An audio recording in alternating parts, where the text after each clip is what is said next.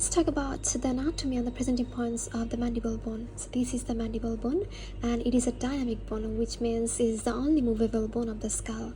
So let's talk about the presenting points. This is the horizontal horseshoe-shaped body.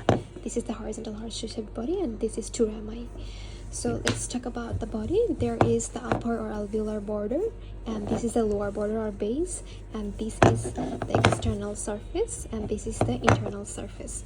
So in case of external surface, there is symphysis menti. This is the mental protuberance. On either side there is mental tubercle, and an oblique line extending from the mental tubercle below the mental foramen to the anterior border of the rami of the mandible.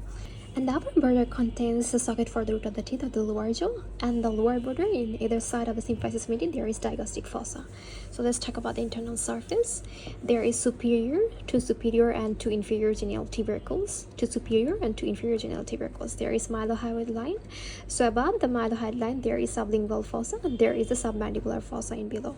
And this is the mylohyoid groove. There is the mandibular foramen which leads to mandibular canal, and there is lingula. And let's talk about the rami. So in case of rami, there is lateral surface. This is the medial surface. So upper border contains two processes. This is the coronoid process, and this is the condylar process.